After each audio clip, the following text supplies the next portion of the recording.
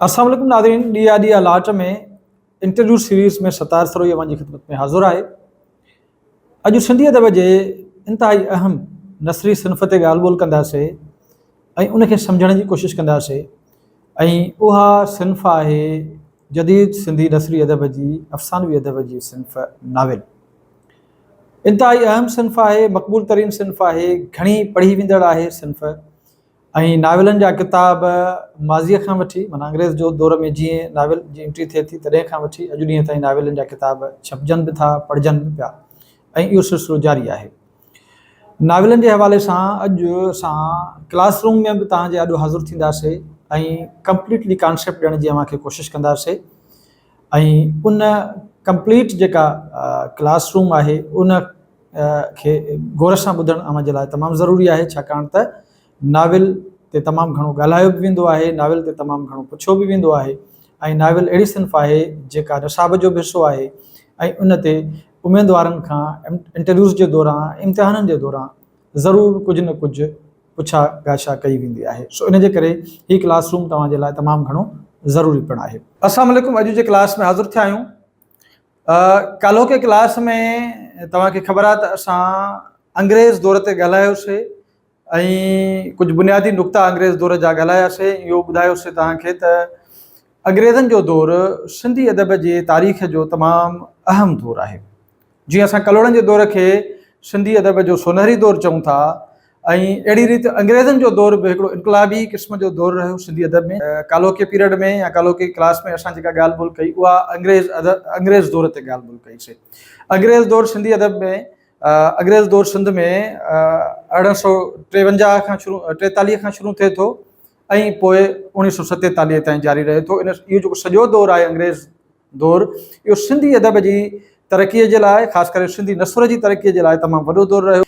काल्होके जेको पीरियड हुयो उन में असां अंग्रेज़ दौर जो मुख़्तसिर तारुफ़ पेश कयोसीं सिंधी अदब में।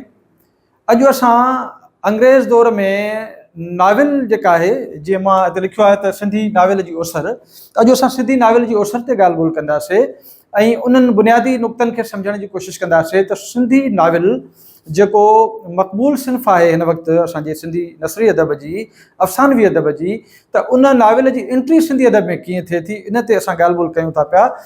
अच्छा, हाणे हिकिड़ी ॻाल्हि ज़हन में रखो त जीअं नाविल लफ़्ज़ आहे ऐं तव्हांखे नाविल लफ़्ज़ ओतिरो ई लफ़्ज़ लॻे थो, नओं अंग्रेज़ी लफ़्ज़ लॻे थो पियो, त इनखे थोरो सम्झण जी ज़रूरत आहे त हीउ जेको नाविल आहे उहो अंग्रेज़ी ॿोलीअ जो लफ़्ज़ आहे ऐं इहो ख़ुदि अंग्रेज़नि वटि लातीनी ॿोलीअ मां आयो। लातीनी ॿोलीअ जो लफ़्ज़ हुयो नोविला,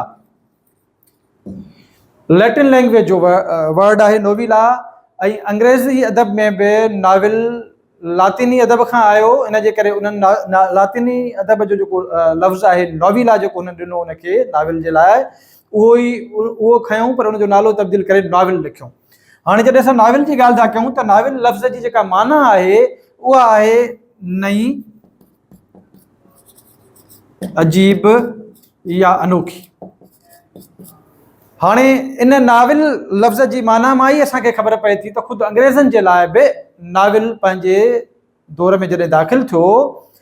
हाणे जॾहिं सिंधी अदब जी ॻाल्हि था कयूं त सिंधी अदब में नाविल जी जेका एंट्री थिए थी उहा असांखे मिर्ज़ा कलीच बेग खां अॻु, मिर्ज़ा कलीच बेग नाविल नवेसी जे हवाले सां वॾो नालो आहे, पर उन खां अॻु असांखे हिकिड़ो नाविल मिले थो तर्जुमे जी सूरत में, रासीलास।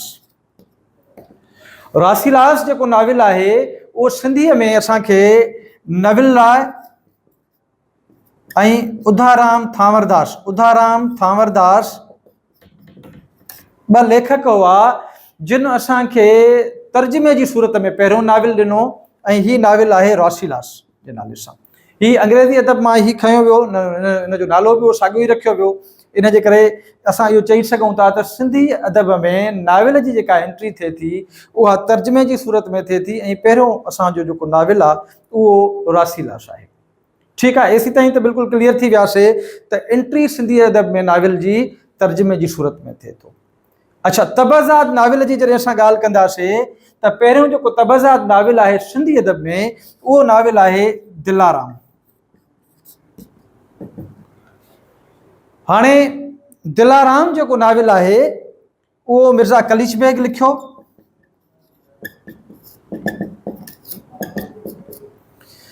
दिलाराम नाविल ते दास्तान ऐं किस्से जो असरु आहे, इन जे करे इन नाविल खे का ख़ासि मक़बूलियत न मिली सघी, पर हिन खे हिकिड़े रेफरेंस तौरु इस्तेमालु कयो वञे थो। हीउ पहिरियों तबज़ात नाविल आहे सिंध जी अदबी तारीख़ में, ऐं हिन नाविल जी इहा इम्पोर्टेंस आहे त इहो पहिरियों तबज़ात नाविल आहे।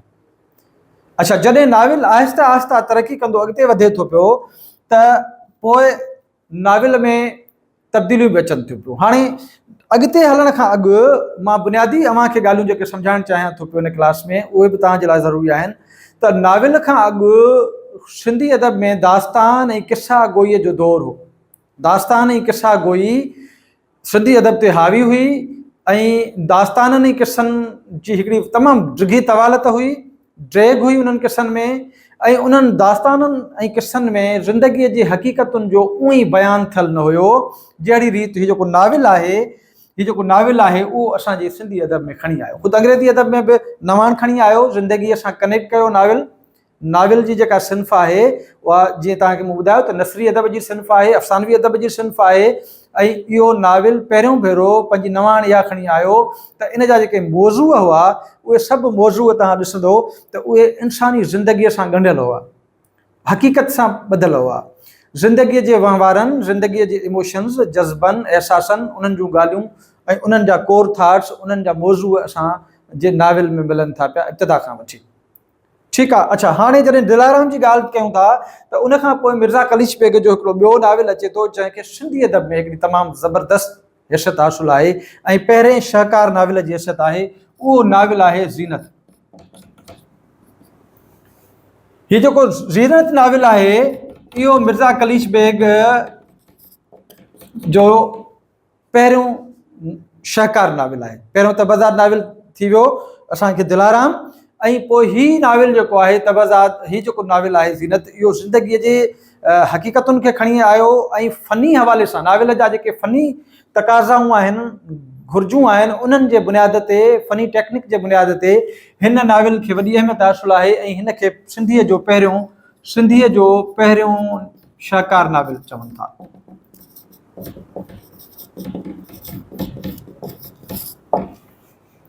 सिंधीअ जो पहिरियों शाहकार नाविल असांखे ज़ीनत मिले थो, ऐं ज़ीनत नाविल जेको आहे उन ज़ीनत नाविल जी जेका अहम ॻाल्हि आहे उहा अहम ॻाल्हि इहा आहे त इहो पहिरियों भेरो ज़ीनत नाविल में हिकु औरत जो किरदारु खणी आयो आहे मिर्ज़ा कलीश बेग, ऐं हिकु सुघड़ औरत खे ॾेखारियो वियो आहे, हिकु घरदारीअ ऐं पढ़ियल लिखियल औरत खे ॾेखारियो वियो आहे, ऐं हिकिड़ी मुस्लिम ख़ानदान जी जेका ज़िंदगी आहे उन ज़िंदगीअ खे फोकस कयो वियो आहे ऐं उन जे मसइलनि खे फोकस कयो वियो आहे। इहो ई सबबु आहे जो दास्तान गोई ऐं किस्सनि खां मथ भरी हिकिड़ी शाहकार तख़लीक़ जॾहिं सिंधी अदब में दाख़िल थिए थी त उनखे ओतिरी मञता मिले थी जेतिरी मिलणु घुरिजे। ऐं मिर्ज़ा कलीश बेग जे हिन नाविल ते अॻिते हली पोइ ड्रामा ठहिया।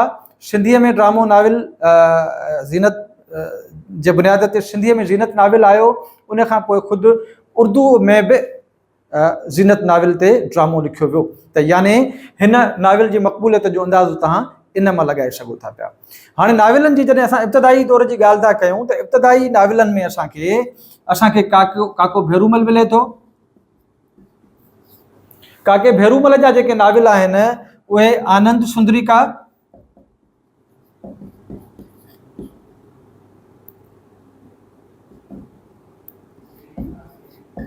वरियल ऐं नेमत, ही अहम नाविल काके भेरूमल जा मिलनि था असांखे।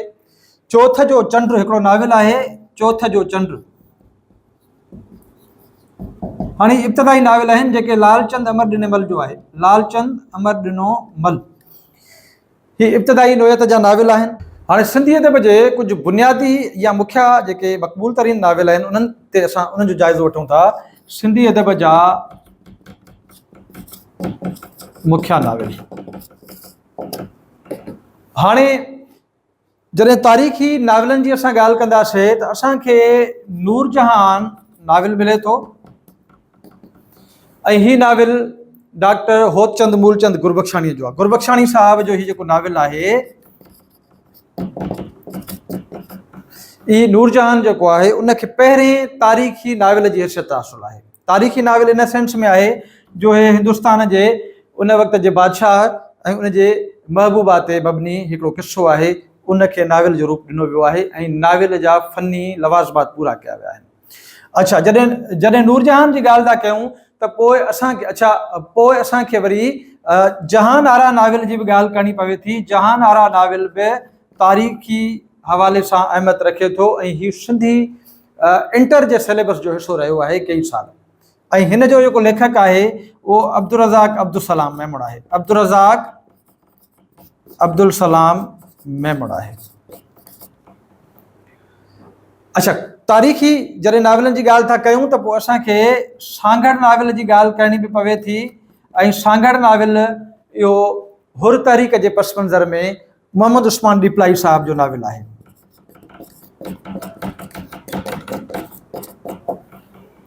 ही जेके आहिनि नाविल अहम नाविल तस्वुर कया वञनि था।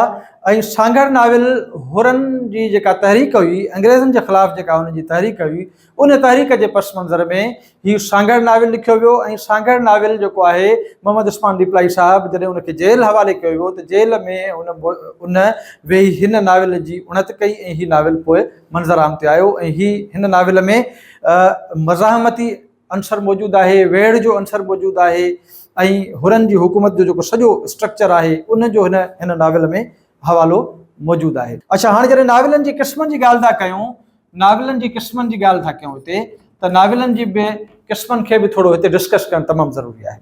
मिसाल जे तौर ते रोमानवी नाविल आहिनि, समाजी नाविल आहे। हाणे ही नाविलनि जा पाण क़िस्म डिस्कस था कयूं पिया। तारीख़ी नाविल आहिनि,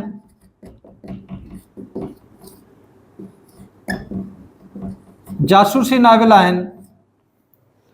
नाविलनि जा बेशुमार क़िस्म आहिनि, पर मुख्य बुनियादी जेके नाविल आहिनि उन्हनि जा क़िस्म असां इहे डिस्कस था कयूं। समाजिक नाविल बि आहिनि जंहिंमें रोमानवी नाविल आहिनि जंहिंमें प्रेम कथाऊं आहिनि। ऐं तारीख़ी नाविलनि जी हिते सवेर मां ॻाल्हि करे वियुसि जीअं त उहो तारीख़ी नाविलनि में उहे जिन में तारीख़ जा हवाला मिलनि था पिया। जीअं ख़ुदि असां वटि सिंधीअ में मोहन जो दड़ो नाविल आहे, उनखे बि तारीख़ी हैसियत हासिलु आहे, उहो बि तारीख़ जे पस मंज़र में आहे। मोहन जो दड़ो जेको नाविल आहे उहो असांजो अली बाबा जो लिखियलु आहे। ऐं उन में मोहन जे हिन नाविल जी ख़ासियत इहा आहे त हिन नाविल में मोहन जे दड़े जी जेको लाइफ स्टाइल आहे उहो बि साम्हूं आहे ऐं उन दौर जी जेको क़ौमपरस्तीअ जो अंसर आहे उहो बि हिन नाविल में शामिलु आहे। इन खां अॻु जेके नाविल लिखिया विया तारीख़ी हवाले सां, उन में सुंदरी नाविल इंतिहाई मक़बूल वियो खलीक मोराईअ जो, उनखे बि हिते यादि करणु तमामु ज़रूरी आहे। सुंदरी जेको आहे नाविल उहो बि तारीख़ जे पस मंज़र में लिखियलु आहे, राजा ॾाहर ऐं इन जे पस मंज़र में लिखियलु आहे। इहो नाविल जेको आहे उहो लिखियो खलीक मोराई। समाजिक नाविल में जेके बि असांजा हिंदू अदीबनि नाविल लिखिया या सिंधी अदीबनि नाविल लिखिया, उन में बि समाजी पहलू जंहिंमें घणा उजागर कया विया, समाजात, घरेलू ज़िंदगी, त उहे समाजिक नाविल आहिनि। बिल्कुलु ईअं जीअं असांजो ज़ीनत नाविल आहे, ज़ीनत नाविल समाजी नाविल आहे।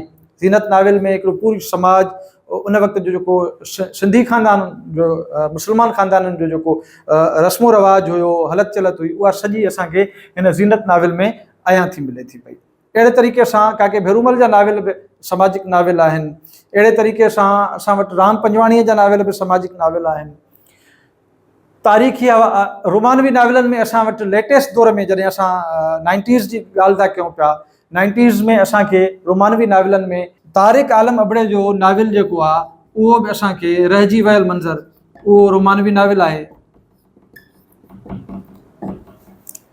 जॾहिं तारीख़ी नाविलनि जी ॻाल्हि कंदासीं त असां सिराज जे तारीख़ी नाविलनि खे ज़रूरु यादि कंदासीं। सिराज जा जेके तारीख़ी नाविल आहिनि, सिराज जा जेके नाविल आहिनि उनजी हिकिड़ी तारीख़ी हैसियत आहे। मिसाल जे तौर ते सिराज जो नाविल आहे पड़ा ॾुसु सॾु, मरण मूंसी आव, ठीकु आहे। ऐं इन सां गॾोगॾु सिराज जी जेका ट्रियालॉजी आहे, जेका हिकिड़े किताब में मिले थी असांखे, उहे तारीख़ी नाविल आहिनि। हाणे असां मुनीर अहमद माणिक जे नाविलनि जी ॻाल्हि कयूं। समाजिक नाविलनि जी जॾहिं असां ॻाल्हि था कयूं त असांखे मुनीर जा नाविल जेके आहिनि, जंहिंमें मुनीर जे अंदरूनी दाख़िली कैफ़ियतुनि जो जेके वार्ताउनि जो इज़हार थियलु आहे, उहे असांखे मौजूदु आहिनि। मिसाल जे तौर ते मुनीर अहमद माणिक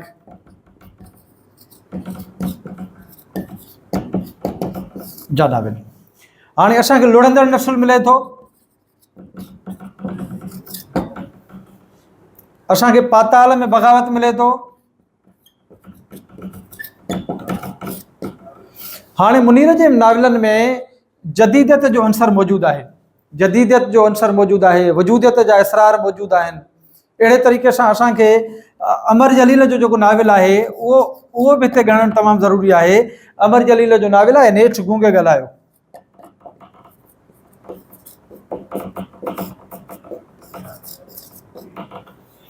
अमर जलील जे नाविल नेठि गूंगे ॻाल्हायो जी अहमियत इहा आहे त ही मार्शल जो दौर में लिखियो वियो आहे ऐं हिन नाविल जी अहमियत इहा आहे त हिन नाविल में मज़ाहमत जो अंसर मिले थो पियो ऐं इनकलाब जो अंसर मिले थो असांखे हिन नाविल में। अहिड़े तरीक़े सां पाताल में बग़ावत ऐं लोड़ंदड़ नस्ल जेके आहिनि उन में हिकिड़ी वजूदी वार्ता मिले थी पई, फ्रस्ट्रेशन मिले थी। लोड़ंदड़ नस्ल में हिकिड़े नौजवान जी फ्रस्ट्रेशन नौजवान नस्ल जी मिले थी पई ऐं अहिड़े तरीक़े सां पाताल में बग़ावत बि उन में अंदरि हिकिड़ो इसरार समायल आहे। अहिड़े तरीक़े सां असां ॾिसंदासीं त विरहाङे खां पोइ जेके नाविल लिखिया विया उन्हनि जी बि इंतिहाई घणी अहमियत आहे। उन में असांखे हिंदुस्तान में असांखे सभ खां वधीक नाविल लिखंदड़ असांखे हिंदुस्तान में जेको माण्हू मिले थो, अदीब मिले थो, उहो आहे असांजो गोबिंद माली। गोबिंद माली तक़रीबन 25 खनि नाविल लिखिया आहिनि। हाणे गोबिंद मालीअ जा जेके नाविल आहिनि उन्हनि में बि मज़ाहमत बि मौजूदु आहे, जदीद दौर जो फ़िक्र बि मौजूदु आहे, उन में धरतीअ सां प्यार बि मौजूदु आहे, वतन खां विछड़ण वारो दर्द बि मौजूदु आहे। अहिड़े तरीक़े सां हीउ जेको गोबिंद माली आहे उनखे ट्रिब्यूट पेश करण लाइ होलाराम हंस हिकिड़ो किताबु लिखियो। हाणे अचूं था असां आगा सलीम जे नाविलनि ते। आगा सलीम जेको आहे उहो सिंधी अदब जो हिकिड़ो अहिड़ो अदीब आहे जंहिं हिक ई वक़्तु घण तरफ़ो कमु कयो आहे। आगा सलीम जा जेके नाविल आहिनि उन्हनि खे बि मक़बूल हैसियत हासिलु आहे सिंधी अदब में ऐं ख़ासि करे आगा सलीम जो जेको नाविल आहे हमोस्त, रोशनीअ जी तलाश,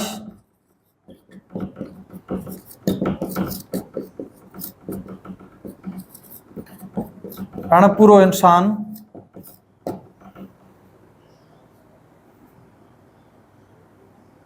कूंदा ही धरती रोशनत,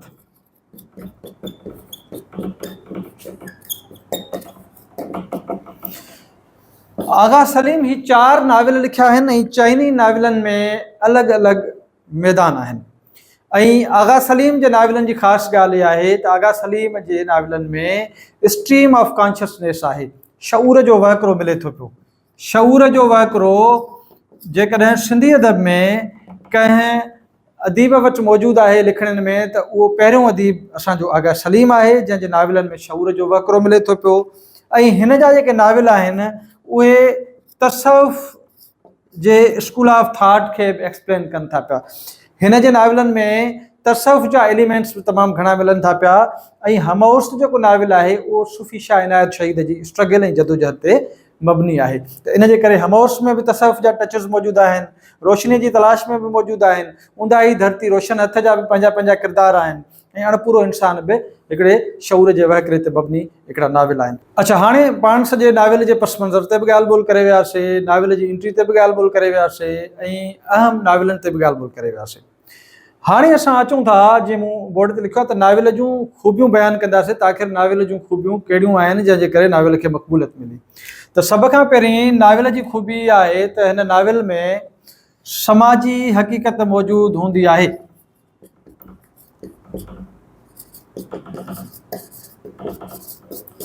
जीअं मूं तव्हांखे अॻु में ॻाल्हि कई त नाविल खां अॻु असां वटि दास्तान हूंदा हुआ, माफ़ूकुल फितरत कहाणियूं हूंदियूं हुयूं ऐं जिन जो ज़िंदगी जी हक़ीक़तुनि सां को वास्तो बि कोन हूंदो हो। इन जे करे माण्हू बहालत शौक़ ऐं बहालत मजबूरी पिया डिघा डिघा दास्तान ॿुधंदा हुआ। पर जॾहिं नाविल आयो त नाविल समाज जी हक़ीक़त खे खणी आयो, यानी नाविल पंहिंजो पाण खे ज़िंदगीअ सां ॻंढियो। नाविल जे ख़ूबियुनि खे हाणे असां बयानु था कयूं पिया, ज़िंदगीअ सां नाविल शुरूअ खां वठी जुड़ियल रहियो। ठीकु आहे। अच्छा, हाणे उन सां गॾोगॾु नाविल खे पढ़ण वक़्तु पढ़ंदड़ ईअं महसूसु कंदो त ॼण उहा जेका कहाणी आहे या उहा जेको प्लॉट जेको ॻाल्हि करे रहियो आहे, जेका ॻाल्हि ॿोल नाविल में थी रही आहे या इवन जेके डायलॉग थी रहिया आहिनि त ॼण त इहा कहाणी हुनजी पंहिंजी ज़िंदगीअ जी कहाणी आहे। इहा नाविल जी वॾे में वॾी ख़ूबी आहे ऐं वॾे में वॾी कामयाबी आहे। जॾहिं समाजी हक़ीक़त जी ॻाल्हि था कयूं ऐं ज़िंदगीअ जे कनेक्टिविटी जी ॻाल्हि था कयूं नाविल सां, त नाविल में जेके जेके वाक़िया आहिनि ऐं जेके किरदार आहिनि उन्हनि जी बि अहमियत पोइ जुड़े थी पई। वाक़िया यानी ज़िंदगीअ सां कनेक्ट रखंदड़ ऐं किरदार बि वक़्त ऐं हालतुनि सां ॻंढियल। ऐं ईअं न लॻंदो त हीउ जेको किरदार आहे नाविल में उहो को माफ़ूकुल फितरत कहाणीअ ते मबनी आहे। ईअं बि न लॻंदो त हीउ जेको वाक़ियो बयानु कयो वियो आहे नाविल में उनजो असांजी ज़िंदगीअ सां को बि तालुक़ु न आहे। ठीकु आहे, त वॾे में वॾियूं नाविल जूं जेके ख़ूबियूं आहिनि उहे इहे आहिनि। हाणे हिते सुवाल इहो पैदा थिए थो त भला नाविल ऐं अफ़साने में फ़र्क़ु कहिड़ो आहे? इहो सुवाल पंहिंजी जाइ ते केर बि तव्हां खां पुछी सघे थो ऐं इहो पैदा बि थिए थो नाविल। हाणे जॾहिं असां नाविल ऐं कहाणी जी ॻाल्हि था कयूं त कहाणी या अफ़सानो बुनियादी तौर ते हिकिड़ी नंढड़े फॉर्मेट जी ॻाल्हि था कयूं। ऐं नाविल जी जॾहिं ॻाल्हि था कयूं त नाविल माना हिकिड़ो उनजी तवालत, नाविल जी जेका आहे उहा तवालत अहम आहे। नाविल जी जेका तवालत आहे यानी ड्रैग, इन जी बि अहमियत आहे। अच्छा, हाणे नाविल जी ड्रैग कीअं हूंदी? नाविल जी ड्रैग जेका आहे उहा बेसिकली जेका कहाणी आहे उन खां मथे आहे। नाविल जी ड्रैग उहो डिघो थिए थो नाविल। अच्छा, ॿियो नाविल में वाक्यनि जा मजमूआ इलाही हूंदा आहिनि। वाक्या ऐं वाक्यनि जो मजमूओ, यानी जॾहिं असां नाविल जी ॻाल्हि कंदासीं त नाविल कंहिं हिकिड़े वाक्य ते इतफ़ाक़ न कंदो। नाविल जो जेको प्लॉट आहे उहो कंहिं हिकिड़े वाक्य ते मबनी न हूंदो, पर मुख़्तलिफ़ वाक़िया हूंदा, वाक्यनि जा मजमूआ हूंदा जिन ते आहिस्ते आहिस्ते पियो कमु थींदो रहंदो। ऐं उन में वरी किरदार बि घणा हूंदा। वाक्यनि जो मजमूओ नाविलनि में अचे थो। वॾी ख़ूबी उन में इहा आहे त उन में घणे खां घणा वाक़िया समाजी सघजनि था पिया। त हीअ बुनियादी थाट आहे। अव्हांखे इहा ॻाल्हि सम्झणी पवंदी त नाविल जो जेके ख़ूबियूं आहिनि उन्हनि ख़ूबियुनि में हिकिड़ो त उनजी तवालत आहे, ॿियो उनजो समाज सां ॻंढापो आहे, ऐं टियों नाविल जेको आहे उहो वाक्यनि जो मजमूओ आहे ऐं वाक्यनि जी तरतीब जो नालो आहे। हाणे असां अचूं था पिया त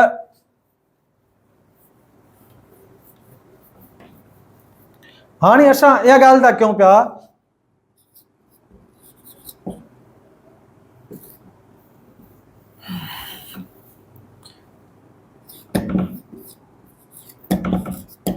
नाविल जा जुज़ कहिड़ा आहिनि, आख़िर उहे कहिड़ा एलिमेंट्स आहिनि जेके गॾिजनि था त नाविल थिए थो पियो। त इन में सभ खां पहिरियां तव्हांजो आहे किसो, पोइ आहे प्लॉट,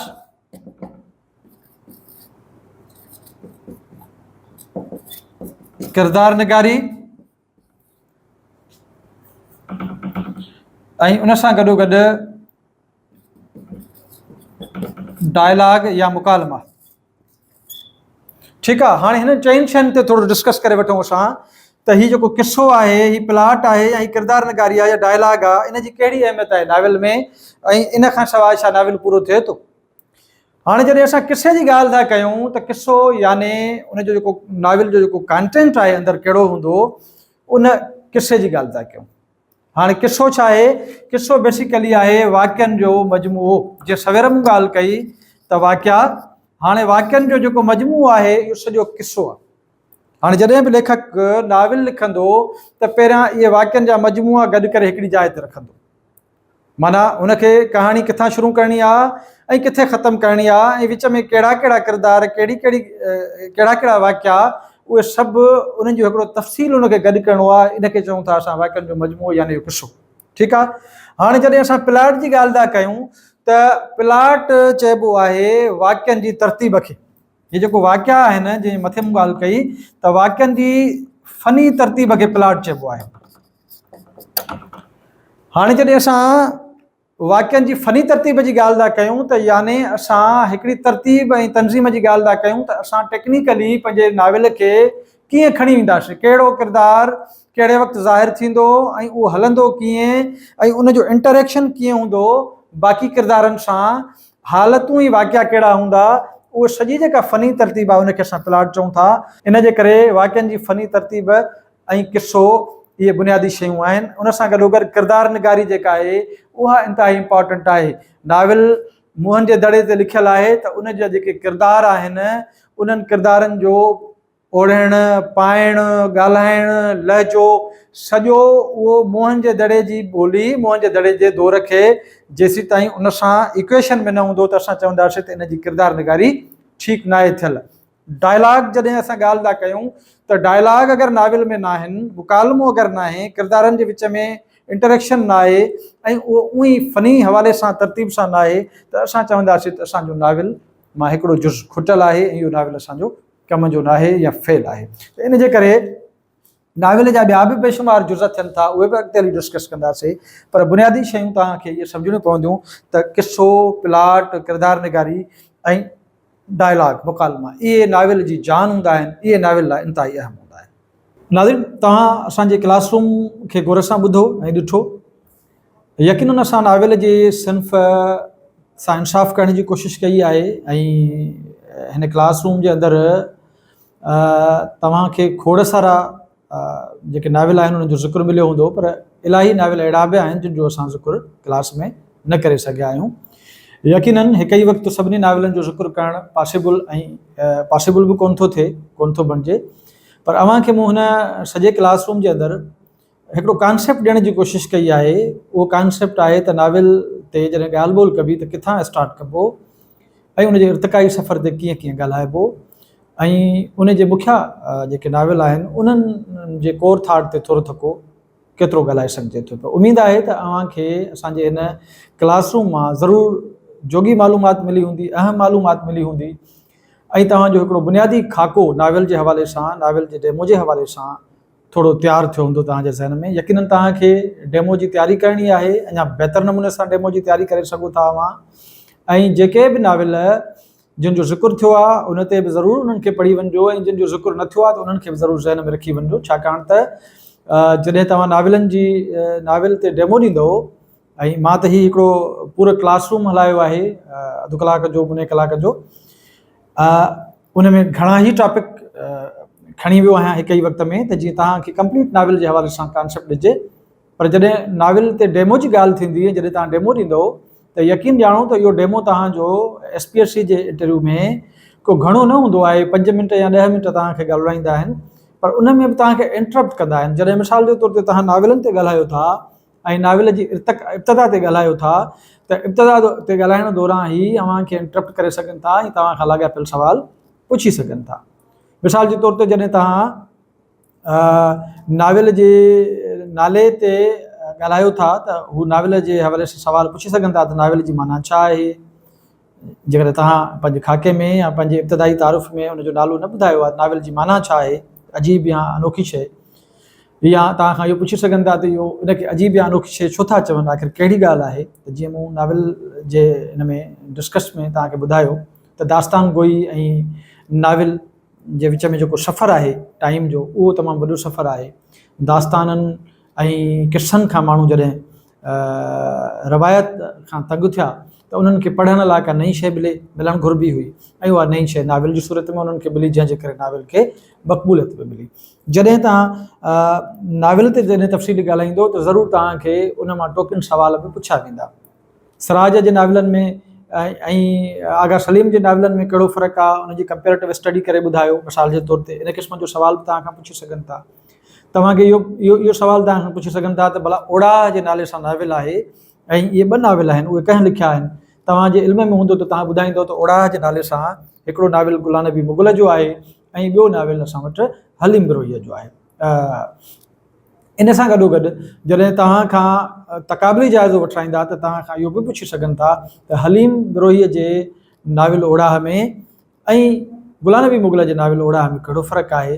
त इन ते गौर, इन ॿिन्ही नाविलनि जी अहमियत आहे, इन नाविलनि ॿिन्ही ते गौर कजो ऐं इन्हनि नाविलनि खे थोरो घणो पढ़ी वञिजो त जीअं तव्हांखे जेकॾहिं को इन क़िस्म जो सवाल थी वञे, टोकिन क्वेश्चन थी वञे कंपेरेटिव स्टडीज़ जो, त तव्हां उन ते ॿुधाए सघो था पिया।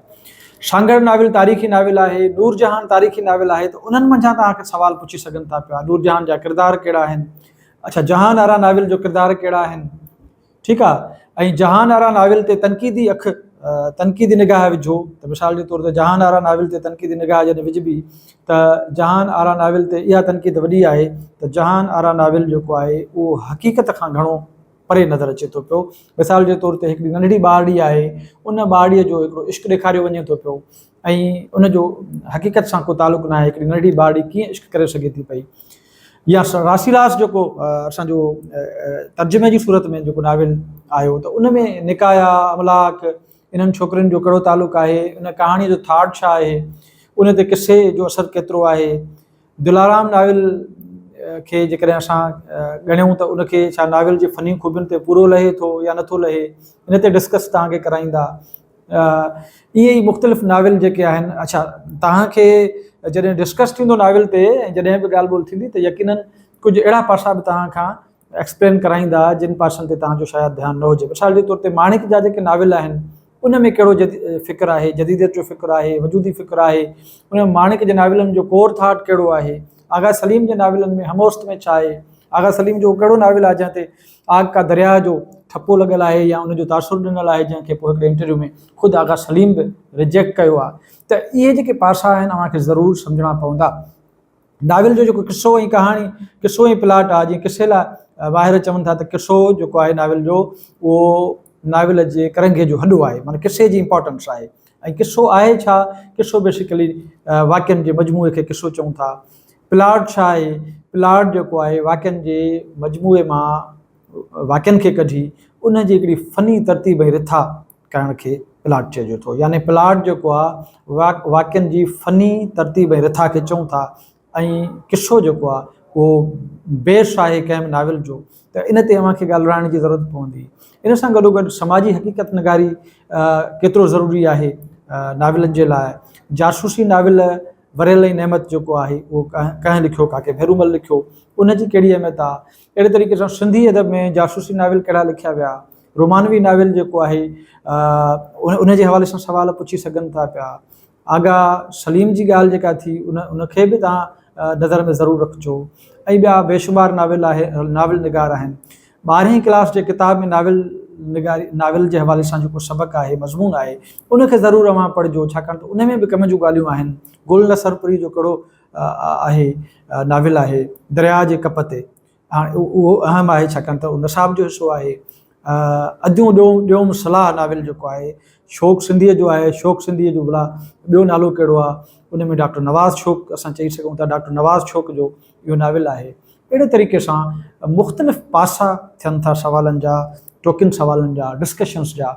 उन ते अव्हां खां ज़रूरु सवाल जवाब पुछा वेंदा। जज़्बात निगारी जेका आहे उहा नाविल जो अहम एलिमेंट आहे। त उन मां छा मुराद आहे, जज़्बात निगारी मां छा मुराद आहे, डायलॉग छा आहे, हक़ीक़त निगारी छा आहे नाविल में, ऐं नाविल में मक़ामियत निगारी जी कहिड़ी अहमियत आहे, डायलॉग कहिड़ी लेवल जा हुजणु खपनि, छा ॿारनि लाइ को नाविल लिखियो वियो आहे। अहिड़े क़िस्म जा मुख़्तलिफ़ नंढा नंढा सवाल आहिनि जेके तव्हां खां इहे पुछी सघजनि था पिया। अच्छा, ॿी जेका अहम ॻाल्हि तव्हां सां मां करणु चाहियां थो उहा इहा आहे त जॾहिं तव्हां डेमो ॾींदो त डेमो में तव्हां स्पेसिफिक थींदो। तव्हां ॾिठो त मां पंहिंजे क्लासरूम में स्टार्ट खां वठी आख़िर ताईं हलियुसि, पर अव्हांखे छाकाणि त इहो तइ करिणो पवंदो त मूंखे डेमो ॾियणो आहे। मिसाल जे तौर ते इब्तिदा ते, त इब्तिदा वारो जेको पोर्शन आहे 8 मिंट 5 मिंट उनजी तव्हां तयारी करे वेंदो। जेकॾहिं तव्हांखे डेमो ॾियणो आहे अंग्रेज़ दौर जे मशहूरु नाविलनि ते, त उनखे फोकस करे तव्हांखे तयारी करणी पवंदी। जेकॾहिं तव्हांखे डेमो ॾियणो आहे विरहाङे खां पोइ जे नाविलनि ते, त उन ते तव्हांखे फोकस रखिणो पवंदो। पोइ हरू भरू उबतियूं सुबतियूं पासीरियूं ओसीरियूं ॻाल्हियूं तव्हांखे न करणियूं पवंदियूं। जेकॾहिं तव्हांखे नाविल रोमेंटिक नाविल ते डेमो ॾियणो आहे त फोकस उते रखिणो पवंदो। जेकॾहिं मूंखे तारीख़ी नाविलनि ते डेमो ॾियणो आहे त तव्हांखे फोकस उते रखिणो पवंदो। छाकाणि त क्लासरूम हुयो त इन जे करे क्लासरूम में मां तव्हांखे सॼो कॉन्सेप्ट ॾिनो इब्तिदा खां वठी आख़िर ताईं, पर अव्हांखे जॾहिं डेमो ॾियणो पवंदो त पोइ अव्हांखे डेमो उन स्पेसिफिक एरिया ते ई फोकस रखिणो पवंदो। ॿी जेका अहम ॻाल्हि मां तव्हां सां करणु पई चाही उहा इहा त डेमो वक़्तु तव्हांखे पंहिंजे बोर्ड खे मेंटेन रखिणो आहे, ऐं डेमो जे वक़्तु अव्हांखे साॻे ई वक़्तु हिकु ई वक़्तु ॻाल्हाइणो बि आहे, इंटरकनेक्टिविटी बि ठाहिणी आहे, ऐं ॻाल्हि मां ॻाल्हि बि कढणी आहे, पर साॻे ई वक़्तु तव्हांखे बोर्ड बि मेंटेन करिणो आहे। इन सां गॾोगॾु जेका ॿी अहम ॻाल्हि इहा आहे उहा इहा आहे त अव्हां जॾहिं डेमो ॾींदो त पक सम्झो त अव्हांखे ॾिठो पियो वञे अव्हांजे पढ़ाइण जे अंदाज़ खे। इन जे करे अव्हां जो अंदाज़ ॻाल्हि करण वारो न हुजे पर पढ़ाइण वारो हुजे। तव्हांखे ईअं लॻे त अव्हां साम्हूं माण्हू जेके वेठा आहिनि उनखे तव्हां पढ़ाए रहिया आहियो, ईअं न लॻे त तव्हां उनखे सिर्फ़ु किसो ॿुधाए रहिया आहियो, ॻाल्हि ॿुधाए रहिया आहियो, ऐं तव्हांजी बॉडी लैंग्वेज एक्सप्रेशन्स तव्हांजा ठीकु न आहिनि। इन जे करे अव्हांखे डेमो वक़्तु इन ॻाल्हि जो ख़ासि ख़्यालु रखिणो पवंदो। ॿी ॻाल्हि इहा त तव्हां ॾिठो त मां स्टार्ट जॾहिं वरितो त मां स्टार्ट वठण वक़्तु हिकिड़ो लिंक ॾिनो। लिंक इहो ॾिनो त असां गुज़िरियल क्लास में अंग्रेज़ दौर जे हासिलात ते ॻाल्हायोसीं त सिंधी अदब में अंग्रेज़ दौर जी कहिड़ी अहमियत आहे। अॼु असां नाविल जी इब्तिदा ऐं इर्तिका ते ॻाल्हाईंदासीं। त हीउ जेको लिंक आहे, जॾहिं बि तव्हां पंहिंजो डेमो ॾियो ऐं क्लास स्टार्ट कयो त लिंक इहो लाज़मी ॾियो त जीअं तव्हांखे वॉच करण वारो, तव्हांखे ऑब्ज़र्व करण वारो जेको इंटरव्यूअर आहे उहो महसूसु करे त अव्हांखे पढ़ाइण जो तजुर्बो आहे ऐं अव्हांखे प्रीवियस टॉपिक खे लिंक करे ऐं पोइ नए टॉपिक जो इंट्रोडक्शन कराए ऐं नए टॉपिक खे पढ़ाइणु अचे थो। इहो तमामु लाज़मी आहे, इहा अहम टिप्स आहिनि जेके तव्हांखे ज़हन नशीन करणो आहे। उमेद आहे त तव्हांखे असांजो हीउ क्लासरूम उहो बि वणियो हूंदो, उन मां बि तव्हांखे कुझु सबक़ु मिलियो हूंदो ऐं असां हिन सॼे सब्जेक्ट खे, सॼे मौज़ूअ खे जंहिं तरीक़े सां वाइंड अप कयो आहे, इन मां बि तव्हांखे घणियूं शयूं सिखण लाइ मिलियूं हूंदियूं। वरी असां कंहिं ॿिए प्रोग्राम में हाज़िर थींदासीं, ॿिए कंहिं मौज़ूअ सां हाज़िर थींदासीं, ॿिए क्लासरूम में हाज़िर थींदासीं। तेसीं ताईं मोकिलाणी न आहे, पंहिंजे मेज़बान सतार सरोज खे ॾींदा इजाज़त। जेॾां पेर तेॾां ख़ैरु।